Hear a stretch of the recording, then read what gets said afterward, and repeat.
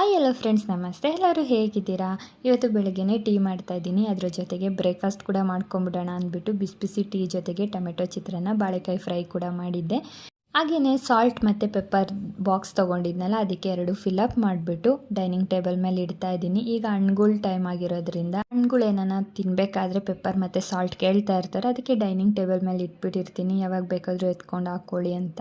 ಈಗ ಮಧ್ಯಾಹ್ನಕ್ಕೆ ಅಡುಗೆ ಅಂದ್ಬಿಟ್ಟು ಬೆಂಡೆಕಾಯಿ ಸಾಂಬಾರು ಮಾಡ್ತಾಯಿದ್ದೆ. ಅದ್ರ ಜೊತೆಗೇ ಬೆಂಡೆಕಾಯಿ ಫ್ರೈ ಕೂಡ ಮಾಡ್ತಾಯಿದ್ದೆ.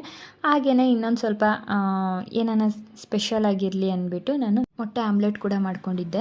ಇದು ಬೆಂಡೆಕಾಯಿ ಫ್ರೈ ಮತ್ತು ಸಾಂಬಾರು ವಿಡಿಯೋ ಎಲ್ಲ ಫುಲ್ ವಿಡಿಯೋ ಆದಷ್ಟು ಬೇಗ ಬರುತ್ತೆ ಯೂಟ್ಯೂಬಲ್ಲಿ.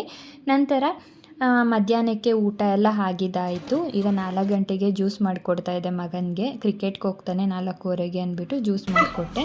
ಹಾಗೆ ಅವ್ರು ಬರೋಷ್ಟರಲ್ಲಿ ಸಂಜೆಗೆ ಬಿಸಿ ಬಿಸಿಯಾಗಿ ಬಾಳೆಕಾಯಿ ಬಜ್ಜಿ ಕೂಡ ಮಾಡಿದ್ದೆ. ಮತ್ತು ಹೊಸ ವಿಡಿಯೋದಲ್ಲಿ ಸಿಗ್ತೀನಿ.